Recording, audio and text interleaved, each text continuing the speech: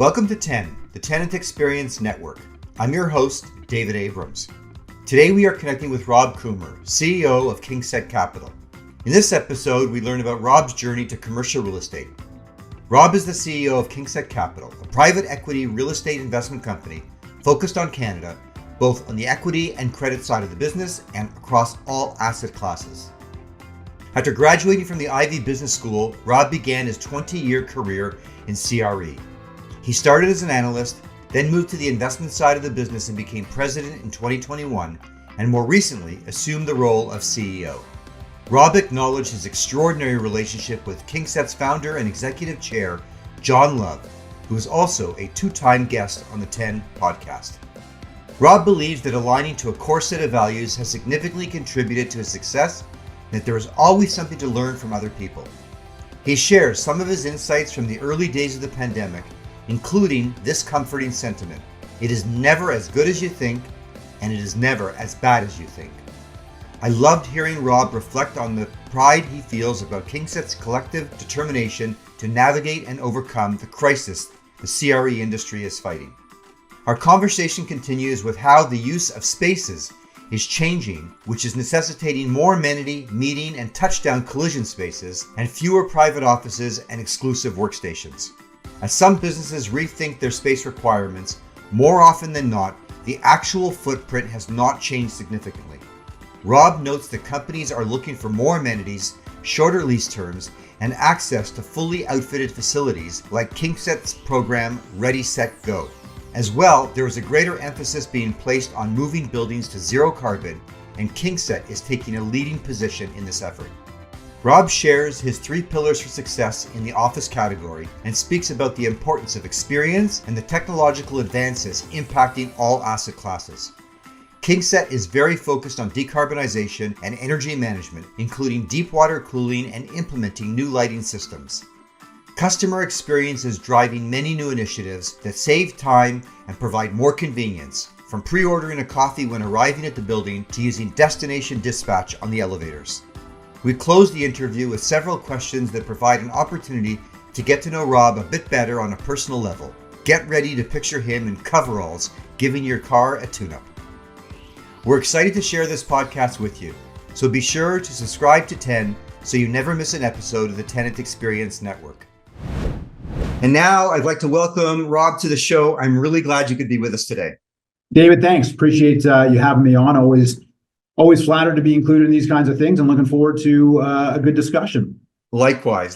So lots going on in the world, but let's first focus in on you a little bit and maybe just share with us your current position, role, and more importantly, the journey to get there. How did you get started? So my current role, CEO of a company called KingSett Capital. We are a private equity structured real estate investment business. We're a Canada-only strategy, so we raise large pools of capital to invest in all kinds of real estate right across Canada. We participate in both the equity side of the business and the credit side of the business, so we play in all parts of the capital stack, basically in every asset class in real estate, in every market across the country. So we're everywhere, but it's all things real estate, all things Canada. My pathway here was relatively straightforward, as it, insofar as real estate careers are concerned.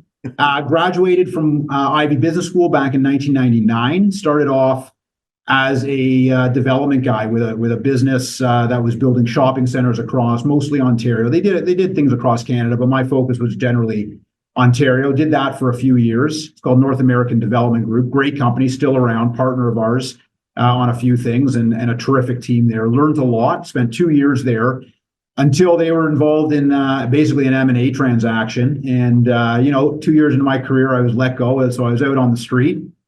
Young guy and not really knowing what I was going to do. I ended up finding a job at a company called RioCan. RioCan is Canada's largest real estate investment trust, still around, also a great company, also a partner of ours, terrific team there. I was there from 2000 to 2004 on the investment side of the business, so doing, buying and selling, mostly underwriting, but on the team that was buying and selling shopping centers. And in 2004, I went looking for a new job. I had spent 6 years doing just retail real estate. So that was, something that I was, despite the fact I was familiar with, was something that I sort of wanted to get beyond. And RioCan, over the course of those 4 years or so, had grown a lot. It had gone from, probably $1 billion in assets to $4 or $5 billion in assets over the course of my time there. It had gone from, probably 30 employees to about 300 employees because of the way it internalized a lot of its business and so on. So the company had changed and my role had changed. And I think the nature of a lot of businesses is that as companies grow, individual roles can become quite narrow as things become more efficient and more optimized and so on and so forth. So my role there, was just something that I had grown sort of tired of, and I went out looking for a job. And so I met the team here at KingSett, and I was looking specifically for, as I said, something outside of retail, something smaller, more entrepreneurial with some runway. I didn't want necessarily a startup. I don't know if I had the risk appetite for a startup, but I wanted something that had an entrepreneurial mindset, that had a lot of runway to grow and evolve with it. And I came across KingSett was hiring for an analyst job, so it was effectively a lateral move. And I met Jon and some of the other senior members of the team at the time, and it was a perfect fit. And it was a rigorous job interview process, but they offered me the job, and and I snapped it up just about as quickly as the words came out of their mouth. So that was 2004. And 20 years later, here I am as the CEO. I've taken on sort of elevated roles as the 20 years have gone on, from analyst eventually to running the investments team, ultimately named president in 2021, and at that time took over oversight of the debt business with a guy named Scott Coates, who runs the debt business day to day. And then in 2023, towards the end of 2023, Jon asked me to take the role of CEO, which became effective Jan 1, 2024. So it's been a great journey. It's been 20 years. The company has evolved and grown. We have an amazing team, an amazing strategy. We have extraordinary stakeholders. We have an unbelievable, as you know, David, an extraordinary executive chair in Jon, who has been a mentor, a friend, a teacher, and an amazing business partner. And so here we are, and it's been a really good ride. Amazing. Well, my previous life before becoming a founder of a startup, and so yes, I get the risk appetite for that. Was running a communications agency, and one of our early clients was RioCan. So I did a lot of work with RioCan, and certainly a great team and some great assets, and we have that in common. And obviously, the connection to Jon, yours far greater than mine, but I've been fortunate to have Jon on the podcast on 2 occasions. Right. A great person, a great teacher, a great mentor. And I've learned a lot from him as well, even in our short time spent together. Amazing. I mean, he's been terrific and he's changed my life. So I have, a lot, I owe a lot to him and the rest of the organization here. I've got also great partners. The senior management team is amazing. We get along well, we're productive. And we've created together, with everyone's input, we've created, really an exciting, fun business, and we've had success. So there's still a lot to do. Yeah. We have to wake up every day fighting for the trust and support of our stakeholders, and we can never take it for granted. So we are grateful for that, and we've got a lot to get done, but we're on our way. Yeah. Obviously surrounding yourself with great people is a factor, and has obviously got to be a contributor to your success. But I'm just curious, if you look back at your career and some of the other, points of time along the way, what else do you think contributed to that success? Sort of why were you so uniquely suited to sort of take advantage of these moments in time and led you down this tremendous journey and to this great opportunity now in front of you? Yeah, I mean, that's a great question. There's a lot to unpack there. I think if I have to boil it down to a few fundamental components, first and foremost, it's values. And I think, I've had the good fortune over the course of my now 25-year career and in all of the roles that I've had of being surrounded by people that are true to a core set of values that align with mine. And those are everything from respect and accountability, integrity, humility, even though it's not necessarily my longest suit, humility, but, I do try to squeeze it in every now and again. And it's a core set of values that really keeps you grounded and keeps you authentic. And I think, authenticity is something that's much easier talked about than actually executed. But to the extent you can live your life according to a core set of values that are admirable, and keep your humility and keep your authenticity and lead by example, then that really does suit well to positions of leadership. So I think first and foremost, it's that.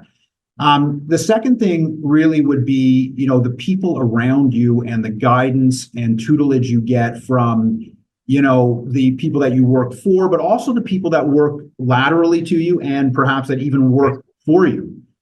There's always something to learn from others in the room. And, that's been a message that's been drilled into me since the first day I worked. And I could even say, my parents instilled that in me when I was younger. And I think, that's also another component of it. Ultimately, it really comes down to building relationships. And all of that stuff that I talked about, whether it's the core set of values, whether it's authenticity, all those things, the people and the ability to learn and be coached over the course of time, all those things at the end of the day go into building relationships. And it's building relationships with your family, building relationships with your colleagues, building relationships with your investors and your stakeholders, your service providers, your customers, obviously. And all those things, combined ultimately prepare you for a position of leadership. And hopefully when you are offered an opportunity to be in a position of leadership, you can find ways to get people to follow you. I mean, Right. At the end of the day, the role of the leader is to set the vision, set the strategy, make decisions, but through consultation, but ultimately have others buy into whatever it is you're selling, and get people to get on board and show them the way. And so, so far, touch wood, I've been fortunate to have that kind of support. As I said, there's still a lot to do, and we have to fight for it every day. But I've really had the good fortune over a long period of time with working with amazing people and having the support of those around me. And that has been, the most humbling thing really of all. Right. I think you identified and made very clear that there are so many skills that go into creating a great leader that are not taught in school. Well, yeah, it's an interesting comment, and I can also say that it often in organizations, and it was true for me to a big extent as well, is that you start off your career as a task-oriented employee generally, and so you're hired to fill a role. And someone gives you things to do. They give you tasks to do. And so you start doing those tasks. And ultimately, if you're good at doing the tasks, they start giving you more leadership-oriented things to do. So it's often is the case that those who are best at the tasks are given the opportunities to lead. All that said, those who do tasks well don't necessarily lead well. Right. And so that evolution from getting tasks done and making sure that you are good and proficient, whatever your role is day to day, and evolving that into facilitating other people's success at getting tasks done is quite an evolution. I'm still working on it. I think it perhaps even a lifelong evolution. It probably never ends. That's right. But I can say I can say that the day I was offered an opportunity to lead is not the day I became a leader. I mean, that evolution takes a long time, takes a lot of coaching. Jon, as I said, has been amazing at helping me with that evolution. And it's something that still to this day is unfolding. And hopefully each day you get a little better at it. And you have a couple of mistakes and you backtrack and you make some changes. And, ultimately over time, you hope that you become good at it. But it is not, you don't learn it in school. You learn it from others. You got to be coachable, which is something that I think I do well. I mean, if there's one thing that I think I do actually pretty well, is I'm coachable. So I can observe others and pick out things that I like, pick out things that I don't like. Or that don't necessarily come naturally to me, and formulate sort of my own vision of what a leader should be doing. And look, sometimes it's good, sometimes it's not, and sometimes it's imperfect. But making those evolutionary changes over time, I think goes a long way. So you're quite right. You do not learn it in school. You learn it on the job. And to your point, you're not born a leader. It is a process, and it does 100%. Take time. And I think I share sort of a similar perspective, that I like to think of myself as a lifelong learner. Mm-hmm. And even though I ran a very successful business for a very, very long time, and literally now turn the clocks back to day zero and in starting a new company, part of that was just to, the fact that I was ready to do something different and learn something new and delve into a part of the business world that I really at that time knew nothing about. And now I'm making progress each and every day, but it is literally a process of learning as we go and surrounding ourselves, to your point, with great people that help in that process. 100%. All well said. I agree. So listen, since starting this podcast, I actually launched it in July of 2020, just as the pandemic was, taking root. And I did it just so that I could stay connected with people and really as a way to reach out, and really important, a way to connect with people to get a real-time view into what was going on in our industry. Because already in those early days, as the media does, they love to gravitate towards, those extreme positions. Either, buildings and work is forever, will never be the same. We'll never come back to a building. We'll always be remote. I think you've heard these comments. Oh, yeah. And I really just wanted to connect with smart people, in the trenches, real people, real time, and see, what was going on? What was the conversation around the future of work and how and where people work, but in that moment, not the proclamations about what's to come. Yeah. So, so in the moment, as in like, when we're sitting here summer of 2020 and right. No one's here, what are we thinking? That was the goal. Yeah. So those were tough times. I mean, and we own a lot of office buildings, so those were tense times. I'm not gonna sort of sugarcoat it. I think, I learned something long ago in business when someone said to me, and I can't remember who it was. I'm sure this is a saying that many people know and use, but it's never as good as you think, and it's never as bad as you think. Okay. Right. So sometimes, when things seem perfect and nothing can go wrong, it's really probably not so good. There's something you got to be out looking for. And when things seem disastrous, it's probably not disastrous. And things have a way of self-correcting and course correcting. So I take a lot of sort of comfort when times are tough. I take a lot of comfort in those kinds of ideas. Summer of 2020 was pretty dark. I mean, it wasn't obvious to me that everyone would return to the office immediately and life would return to normal. I was hopeful that was the case. Mm-hmm. I can though say with real honesty that I didn't know in my heart of hearts whether or not that was the case. I think that's fair, and I think that's very fair. And I think anybody with some sense of common sense probably felt the same way. Yeah. So what you have to do in moments like that, where you are nervous, where there's a real existential threat. I mean, what you're talking about is there an existential threat to your business or a large part of your business, and how are you going to deal with it?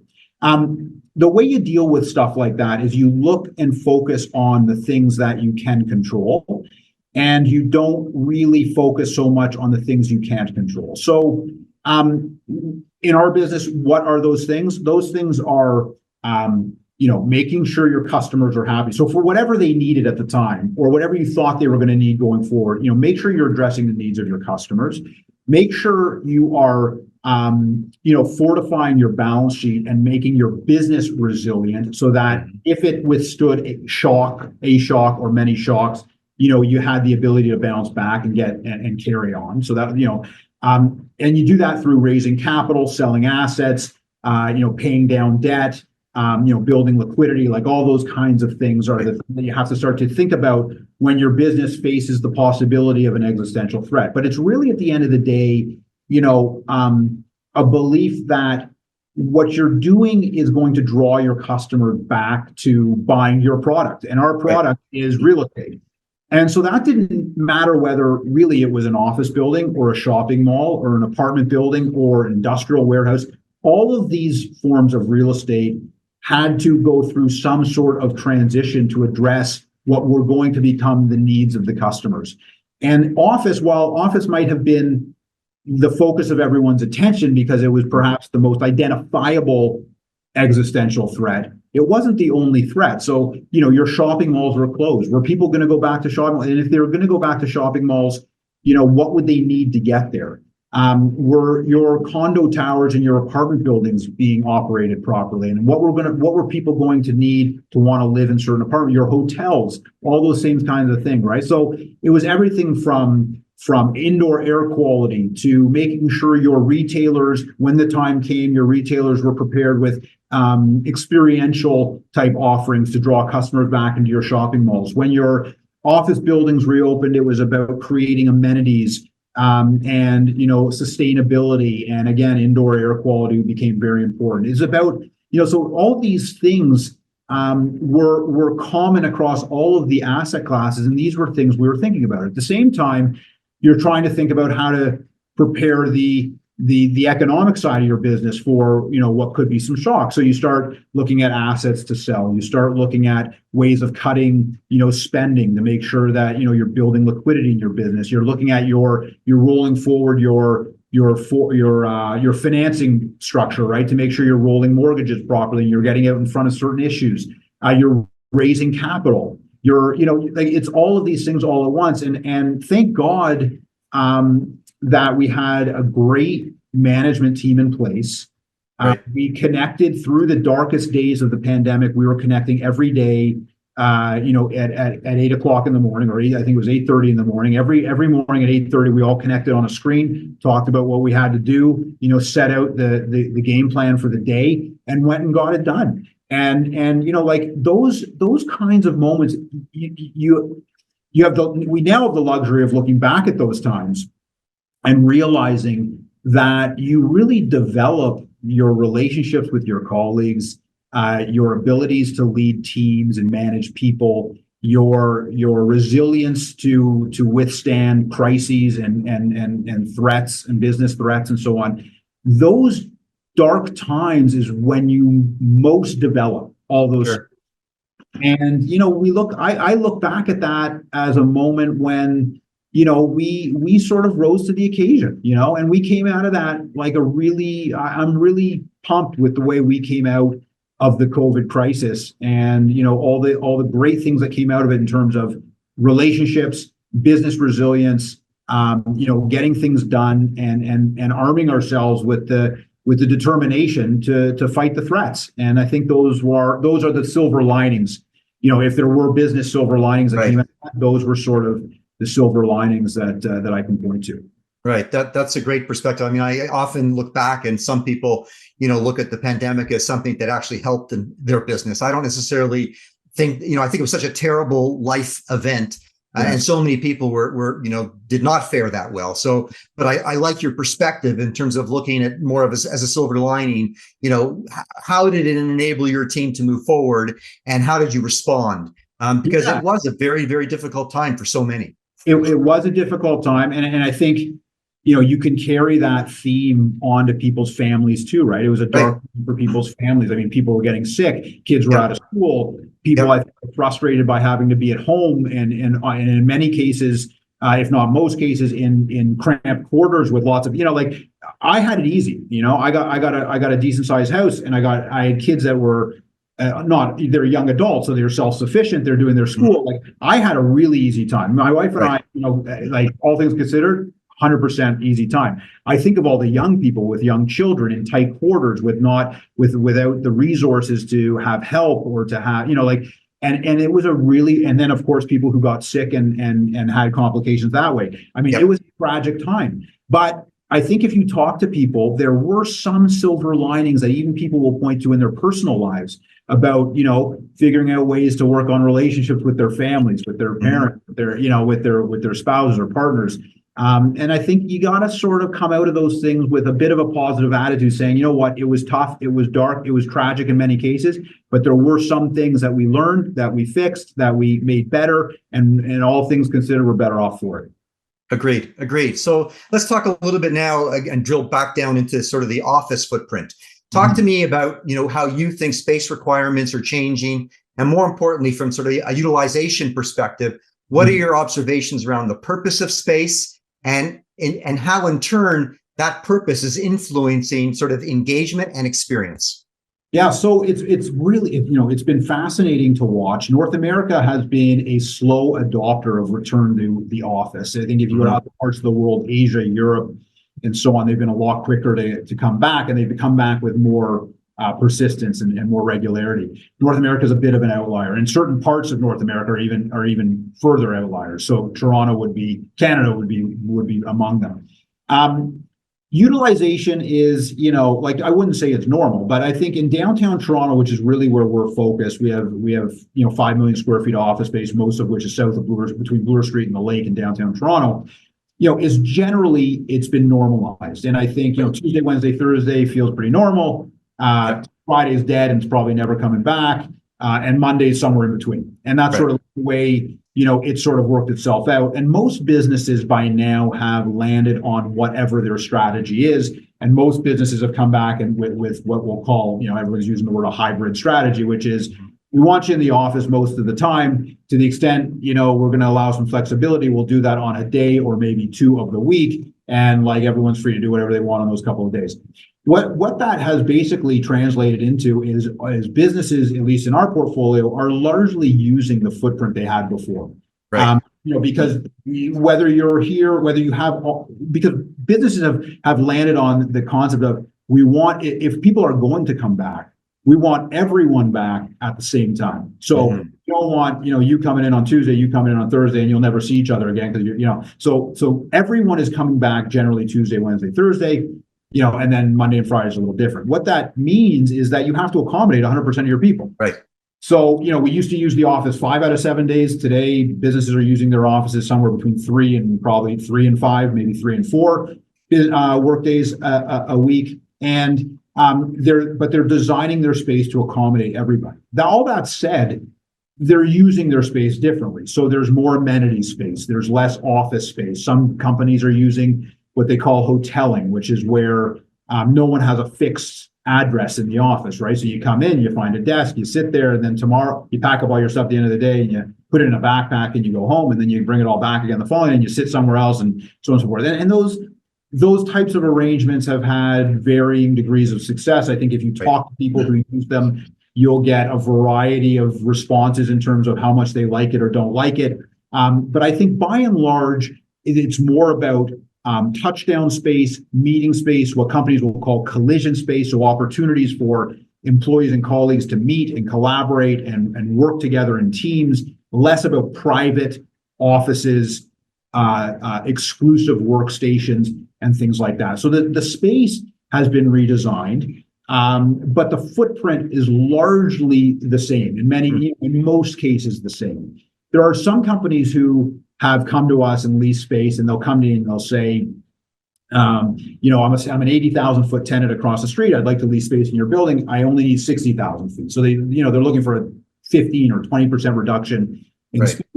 By the time they're done laying out the space and planning it and so on, and saying, well, actually, like, we need a room for this and a room for that, and actually the CEO wants an office and the partners want an office, like everyone who wants an office can have an office. By the time they're done all that, they basically end up at 80,000 feet. And that's been a trend we've seen. A couple of things have happened though. One, there's much less expansion space. So businesses in the past have often said, if I'm going to take a floor or I'm going to take 2 floors in this building, I'd like the floor above, I'd like control of the floor above me or the floor below me. Either I want an option on it or a right of first refusal on it, or some sort of preemptive right to allow me to expand into that space if and when I need it. Today, a lot of businesses are avoiding that, or at least not willing to pay for that. And that's because they just don't see the economic growth that they perhaps saw, in years past. So that's one thing. The other thing that companies are really valuing is flexibility. And so they're looking for some shorter lease terms. In many cases, we have a program in our portfolio called the Ready, Set, Go program. Ready, Set, Go program is we go into some vacant space and we outfit it. We bring in desks, not computers, but internet, monitors, chairs. Like we fully deck out the space. Ready, it's basically a plug and play where a tenant can come in, plug their computers in, and they're good to go. They have to put no money into it. They pay a much higher rent. But they put no money into their space, and they can lease it 6 months or a year, 3 years. They can get much shorter lease terms. What we found with those tenants is that they come in, they lease it for a year or 3 years, and at the end, they just roll into a traditional lease. So they get set, they get settled, and they roll into a traditional lease, and we carry on. So it's a way of enticing tenants to come in, and they love the flexibility of the short lease term. They love the fact that they don't have to invest any money into the space, and they love the fact that they can get at the space immediately. So it's those kinds of things that are really driving the office market: flexibility, amenities, and then of course, zero carbon. So, a huge push now are for buildings that have a zero carbon footprint. And you'd be amazed by the fact that there are two buildings in the city of Toronto, major office buildings in the city of Toronto that are zero carbon. The one that we own here, Scotia Plaza, which is where I'm sitting today, 100 Yonge, which we also own, which is connected to Scotia Plaza. Those are the only two buildings today that are zero carbon. Everything else in this city produces carbon, has a carbon footprint. Even the new buildings that are, either just finished or are under development right now, none of them are zero carbon, which is a breathtaking statistic, but it's true. There are a few buildings in Vancouver that are designed zero carbon, which are great, but by and large, there's very few buildings, and that's a trend that we see growing going forward, and that is really where we're focused on taking our portfolio through the decarbonization process, which will take us, we think, somewhere between 4 and 6 years. Some amazing examples of how you're just thinking so creatively and proactively about the business and ensuring that your business is successful. So regardless of the permanency of real estate, you guys see the opportunity to be creative in how you present it to the market. Maybe you've already answered part of this question. My next question is sort of a theoretical, but allows you to think out of the box, which clearly you're already doing. But if budget and resources were not an issue, what 3 new initiatives would you undertake to position your business for success over the next 3 to 5 years? And you may have already hinted at some of those. Yeah, I think we'll just go back to it. There's with respect to the office environment, there's 3 pillars that I think are the foundation of success in office today. It's zero carbon. You need at least a path to zero carbon, and if you don't have that, I think you're going to wake up in 5 years' time or 10 years' time and really regret not having a path to zero carbon. And it's an issue today, but it's a growing issue. And I think in 5 or 10 years, it's going to be an existential issue. So I think that's number one. It's expensive, takes time to do, takes people, skills, and it takes some determination. But we've been on that path for about a decade now, and we're really leading the space when it comes to that. The second thing is the amenitization of buildings. So things like your F&B offering. Are there touchdown spaces and common spaces for people to sit and meet that are outside of their offices? What organizations are now really focused on is having an opportunity for employees to spend time outside of the office, but being productive. Right. So, do you have the touchdown spaces that tenants really want? And there are some great examples of those kinds of things, not just in our buildings, but in other buildings across the city. The last part is, and I don't know if budget can get you there, because you either sort of are or you aren't, but it's access to transit. So right. As the city becomes more, dense, and people are coming either from parts of the city where traffic is unbearable, or they're coming from further parts of the city that are further away, access to mass transit is becoming increasingly important. Those are really, for me, the 3 foundational items for a successful office. For the balance of the asset classes, retail, is all about experiential. So, are you drawing? Customers don't go necessarily to the shopping mall as often anymore just to window shop or just to buy an item. They can do that at home. They go to the shopping mall to experience things. So that's everything, again, from restaurants and other experiential type users to the way retailers are setting up their stores and what kind of offerings and displays they're using to attract customers into their locations. And so that's been a big focus, particularly for enclosed regional retail. You go to the mall today, you go to Yorkdale today, the stores are completely different, in terms of the way they interact with their customers than it was, 10 or 15, 20 years ago. And that will continue to evolve over time. You picked up on this whole notion of experience, and certainly that's our love and our passion. We're all about helping to digitize the customer experience that people have, in the built world. I just recently wrote a blog. I called it "Making Places Destinations of Choice." Right. So, I don't believe in mandates. I don't really think that's the way to bring people back. I think we all need to think more creatively around, how we can simply make, people not only, choose to come back, but really want to come back to these different kinds of environments. And I think you picked up on a couple, and I've noticed at Scotia Plaza as well, the touchdown, as you've labeled them, the touchdown spaces that you've created, and they're active. They are active. They are active. And look, we didn't invent that. I think if you go across the street, I'm going to give a shout out to our competitor. If you go across the street to Commerce Court, and many years ago, this was probably now, I don't know, it's got to be the cafe. Yeah, the Deneen location in the lobby of Commerce Court was a game changer. It was a real game changer. It was revolutionary at the time, despite the fact it seemed like such a simple solution. Right. But it was revolutionary. Now buildings are copying that because it works so well. Now, so we've done some of that. I think there are other buildings that have done some of that. We're also amenitizing floor 68. So Scotia Plaza, the top office floor, there's a floor 69, but it doesn't really work as well. Floor 68, which is currently office, is being reconfigured into F&B space, lounge space, meeting and conference space. And this is going to be an area where some of it will be held for exclusive use of tenants of the building, and some of it will be rented out to third-party customers and be a profit center. So, all that together will pay us back for the cost of A, losing the office space, and B, the cost of actually physically building the space out. So that'll be another amenity space for our tenants here. And that came out of a dialogue we had with a major tenant in the building who was renewing its lease at a tough time, who said, look, we're okay to renew the lease, but here's some things that we want to see happen. And, it was a productive discussion, and thanks to them for alerting us to some really interesting ideas.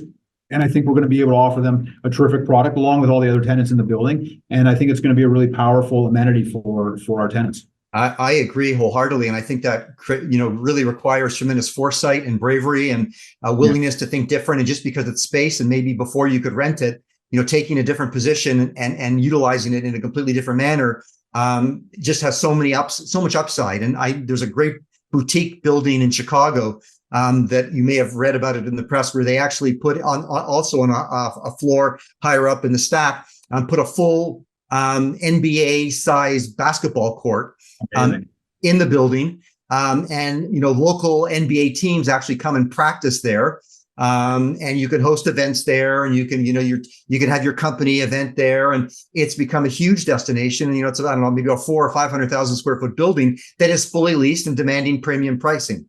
And we're seeing that in most markets certainly across North America, probably across Europe as well, where there's a bifurcation, and there's the bifurcation between buildings that are figuring out how to reinvent themselves, not reinvent, but augment, their offering and provide customers with the things that they really want and will draw them back into the buildings each and every day.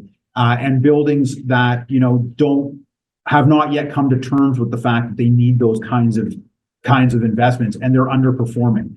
So you go to Calgary, which is, as I'm sure a very soft office market. Vacancy there would be, maybe 22% like that. But there are buildings in Calgary that are stealing tenants from other buildings because they've had, amazing capital investment. And I think of, another one of our competitors, Aspen Properties in Calgary, which operates only in Alberta.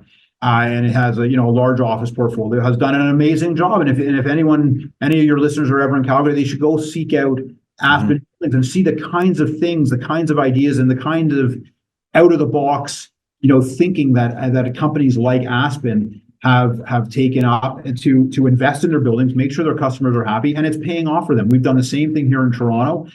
We'll continue to do it. And I think for those reasons, our buildings are outperforming.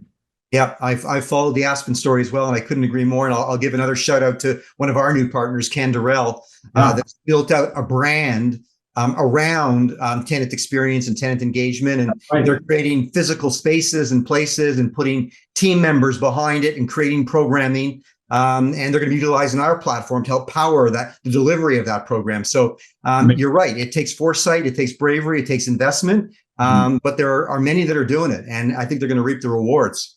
Agreed. Let's take a short break for a commercial, and we'll be right back. You bet. This episode of 10 is proudly brought to you by Hilo. Hilo is a rapid deployment workplace engagement platform for the hybrid world that enables building operators to connect to their tenants, whether they are at work, at home, or anywhere in between. We are in the midst of a seismic shift in the evolution of the workplace. Now more than ever, it's clear that the most important asset of a building is the people. Commercial real estate leaders recognize that tenants and employees want new kinds of spaces, services, and amenities to support having the flexibility to work from anywhere. Workplace engagement solutions that connect hybrid working people to buildings no matter where they are have become a major differentiator as buildings compete to retain current tenants and attract new ones. Hilo empowers building operators to meet this challenge. To learn more about Hilo and schedule a demo, visit hiloapp.com. And now I'd like to welcome back to the show Rob Kumer, CEO of KingSett Capital.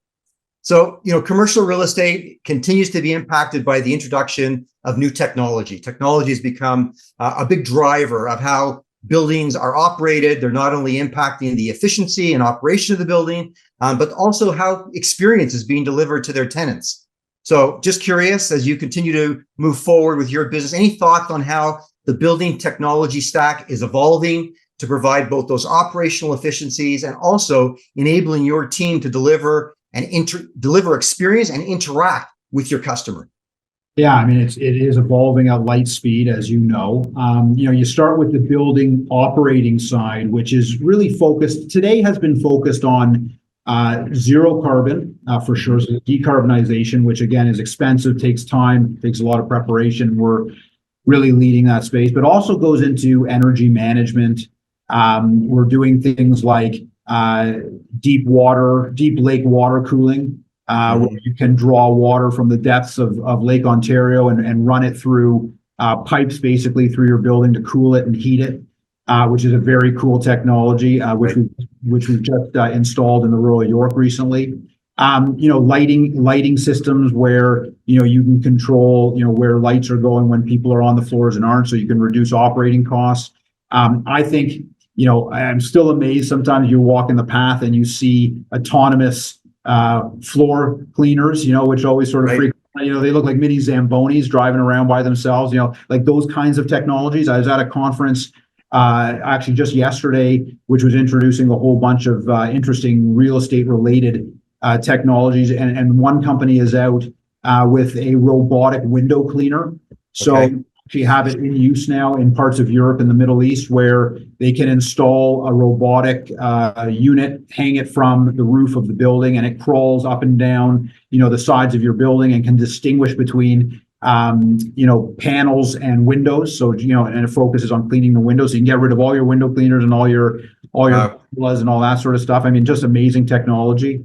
So there's all those kinds of building management technologies that are out, and they're advancing over time. In terms of interacting with your tenants, I mean, there's so much of it now. So everything from automated food ordering, where your tenants now don't have to line up for food downstairs, right? They can use we have a building app at Scotia Plaza with different tenants with different food users on it, where you can, loop in and order food. You can see what's going on in the building. The building runs yoga programs and health-related programs for the tenants. They communicate with the tenants through an app.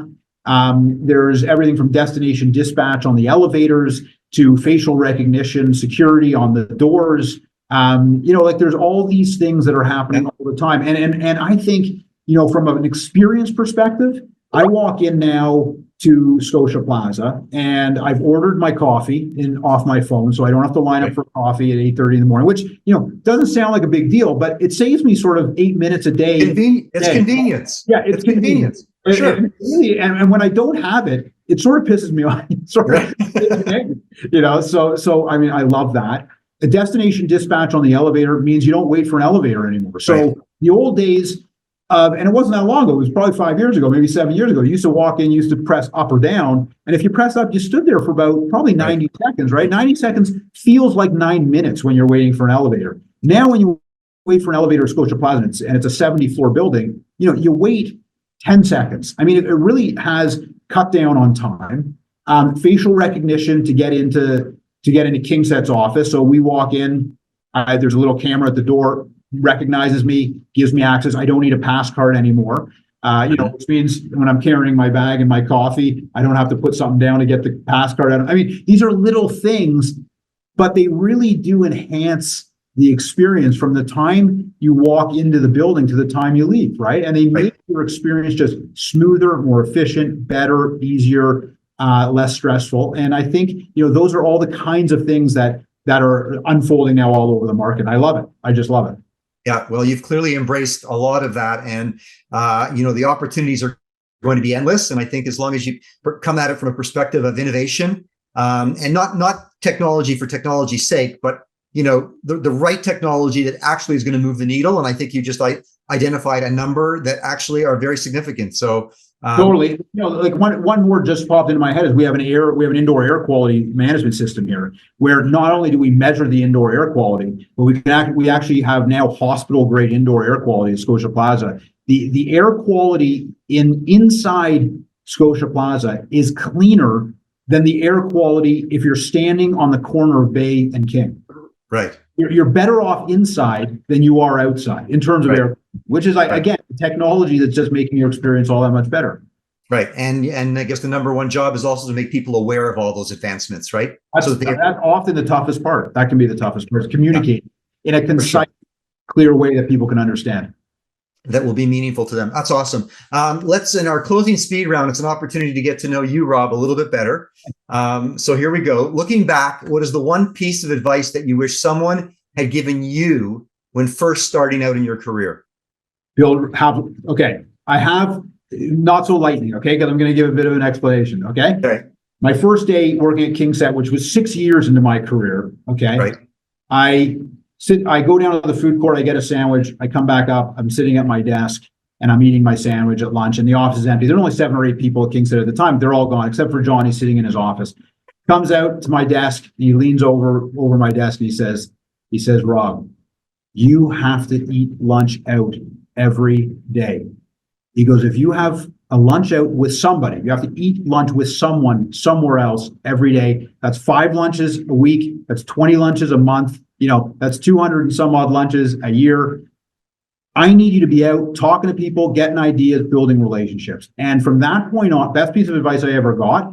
It was 6 years into my career. I wish someone had given it to me 6 years earlier, because I would have had, what is that? 6 times 200. I would have had 1,200 lunches. Okay. And I would know 1,200 more people and have 1,200 more relationships, and would have been even better off. So if someone is listening to this, that's the number one secret to success, is building relationships with other people. You do that over a lunch, over a breakfast, over a coffee. Whenever you get a chance to meet someone, take the meeting. Okay, I got 5 more questions, but that's a wrap. We're shutting it down right. That is so good and so appropriate. And I'm a little bit later in my career as well. And it's never too late to learn, because I too, more often than not, just sit at my desk and eat. But that is a great life lesson. I love it. Okay. Do you have a favorite book or podcast beyond ours, that you're listening to that is really positively impacting your approach to work or life? I love the Making Sense podcast with Sam Harris. So I'm a huge Sam Harris fan. For anyone who hasn't listened to him, they should. I mean, I listen to The Economist and I listen to the Financial Times. In the morning when I'm going down to work, there's the 12 and 15-minute podcasts that give you sort of the headlines for the day, and those are all helpful. And I listen to those, and I read the newspapers and stuff online, whatever. But the Making Sense podcast, Sam Harris, love him. He's brilliant. He's concise. He articulates exactly the things that I think and don't know how to articulate. And I think he's brilliant. And I listen to it as often as I can. And I am a subscriber. You can get it free on Spotify, but you can also subscribe $100 a year, and you get the full podcast. The ones on Spotify are just, you only get part of it. Well, Rob, I know that too, because my wife and I are subscribers as well. Okay. So I'm with you. We've been listening for about the last 6 or 7 months. Yeah. And I wholeheartedly agree. Okay. Name one way in which technology has improved how you work or live, and not the fact that you can order your coffee ahead of time. Give me something else. Well, I mean, the connectivity, right? The connectivity has been, the game changer in the way everyone, I think, works and lives. And you can now work from anywhere, do whatever you want, whenever you want. It's had a huge impact, I think, on people's ability to manage and balance, office life with home life. And that's clearly been, the one massive game changer, I think, for everybody, me included. Right. I know that, office is in your blood. It's a core part of your business. Just curious, any factors that you consider when deciding where to work on any given day? I work at the office every day. Okay. And I think I know why, based on all your other comments. I think it's I work at the office not because we own office buildings. I work at the office because I truly believe I work best at the office. I like being surrounded by our team. I think we get stuff done better, more efficiently, better ideas, better communication. I think it all just works better here. I come on Fridays, no one's here. I still come on Fridays. Right. Often me and my partner, Bill Logar, we sit in offices next to each other with a glass wall. We can look at each other. It's often just the two of us in 45,000 square feet, but that's where I choose to do my work. Well, I'll have to make a note. If I'm looking for a quiet place to work on Fridays, I'll come by your place. We'll have coffee together. As commercial real estate continues to evolve, this is an interesting question. I love this one. What skills do you think are going to become sought after by building operators in order for the industry to remain vibrant and relevant? So, not just being able to turn the lights on and make sure the building is safe and secure. I think there are new skills that are emerging that are going to be required. What are your thoughts? Look, every form of real estate, perhaps with the exception of industrial warehouses, because those are sort of generic and the users typically will control whatever goes on in an industrial building. But certainly as it relates to office, retail, and residential, you have to be part real estate landlord and part hotelier. Yeah. And it's all about serving your customer. It's all about hospitality. 100%. Making sure that people that use your buildings, both the tenants and their guests and the transient people that interact with your property day in and day out, are getting what they need out of it. And it's really become almost like a hospitality model to a big extent. When I first met with commercial real estate developers pre-pandemic, I think they would have just said, listen, we rent space, we put up buildings and we rent space. We're in the space business. And as I began to interview people for the podcast, including Jon, early on, we started to hear, and I knew this was coming, the language like each and every person that walks in the building is now my customer, not the person that signs the lease, but every single person. And that's the hotel industry. So it really is. And if you come to our office buildings, the people who sit at what used to be a security desk, which is today a concierge desk, often, not in every case, but often, those people have hospitality training. They don't have security training, which is what they would have had in the old days. 100%. Okay, last question. If you were not doing what you're doing right now, what would you be doing instead? Oh, wow. That's an interesting question. If I wasn't doing this, I'm a car guy. Okay. And one thing I would love to do is figure out how to be a mechanic. I would love to learn about engines.